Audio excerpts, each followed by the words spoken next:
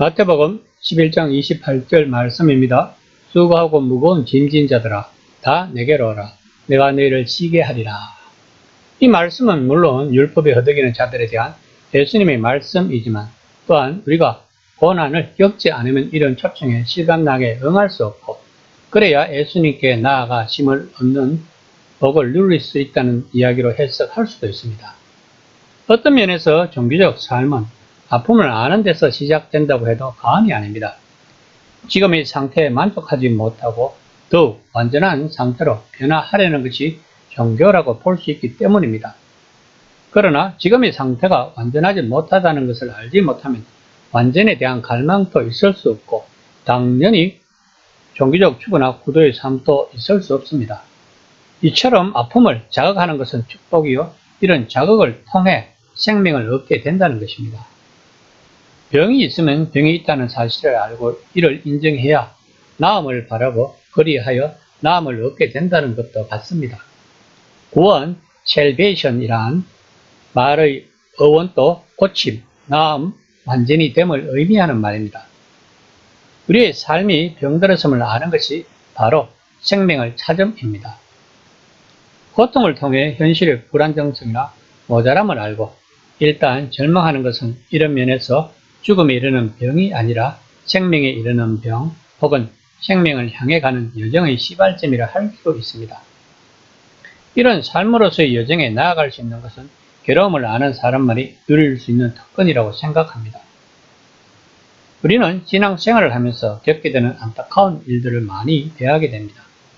안타까운 죽음, 안타까운 삶. 왜 하나님은 이런 사람들을 일찍 데리고 가실까? 왜 하나님은 이런 아픔을 나에게 주실까? 신앙생활을 하다 보면 끊임없이 물음표가 생깁니다. 이럴 때는 캐로 캐고로가 그의 책 공포와 점율에서 했는 말, 신앙은 이성의 끝에서 시작된다는 말을 꼭 짚게 됩니다. 하나님은 우리 이성으로서는 도저히 알 수가 없는 분이십니다. 그래서 우리는 하나님을 알려고 성경을 보는 것입니다. 오늘 본문 말씀은 6번째 재앙으로 인간에게 직접 내리시는 재앙입니다. 다시 말하면 인간의 생명도 빼앗겠다는 것을 예고하는 것이라고 볼 수 있습니다. 9장 8절 말씀입니다. 여호와께서 모세와 아론에게 이르되 너희는 하덕의 제 두 움큼을 가지고 모세가 바로의 목전에서 하늘을 향해 날리라. 쟤는 애굽인들이 그토록 두려워하는 악신 디폰을 달래기 위해서 바친 희생 제물을 태운 죄인데 모세는 바로 이 죄를 이용해서 재앙을 내렸다고 해석하는 신학자들이 있습니다. 하늘을 향하여 날리라는 것은 이 독종 재앙이 하늘에 거하시는 여호와께로부터 임한다는 것을 상징적으로 보이기 위한 것입니다.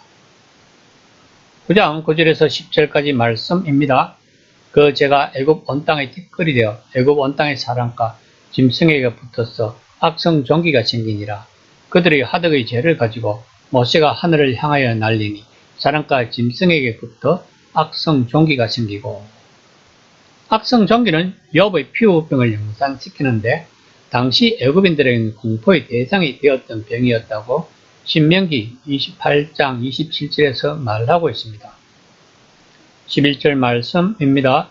요술사들도 악성종기로 말미암아 모세 앞에 서지 못하니 악성종기가 요술사들로부터 애굽 모든 사람에게 생겼습니다. 그 당시 요술사들은 의사 역할도 했습니다. 그런 그들이 악성종기에 걸렸다고 이야기하고 있는 것은 애굽인들은 요술사들을 초자연적인 능력을 가졌다고 생각하고 있었기 때문입니다. 이것은 인간의 힘과 지혜는 하나님 앞에서 아무것도 아니고 그저 무력할 뿐임을 보여주고 있는 것입니다.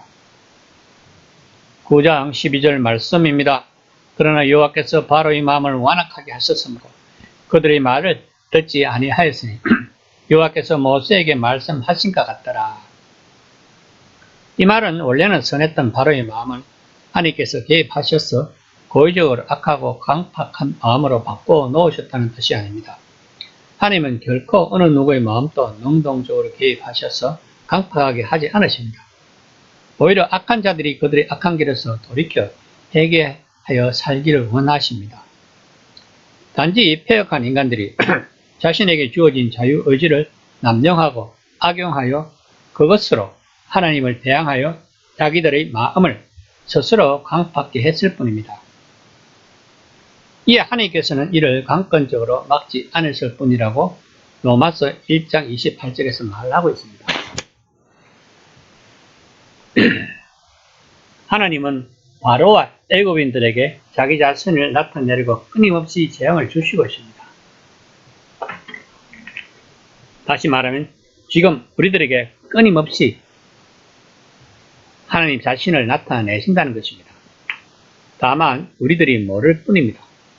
그러므로 우리들은 우리들에게서 일어나는 모든 일에서 하나님의 뜻을 찾아야 합니다.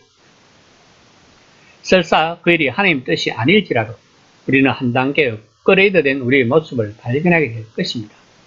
이것이 성숙한 신앙생활인 것입니다. 지금 나에게서 감당하기 힘들 정도로 힘든 일이 있습니까? 칼빈은 우리 인간들의 고난은 우리 인간들의 죄의 결과물이지만 이 고난을 통하여 하나님 앞에 설 수 있는 기회라고 했습니다. 우리들은 하나님의 뜻을 다 알 수는 없습니다. 그런데 이것만은 확실합니다. 하나님은 우리를 최선의 길로 인도하신다는 것입니다. 설사 죽음이 와도 이 또한 우리들을 최선의 길로 인도하신다는 것을 확신하는 것이 바로 믿음인 것입니다. 이런 하나님은 우리가 찬양과 경배로 예배를 드려야 함이 온당한 것입니다.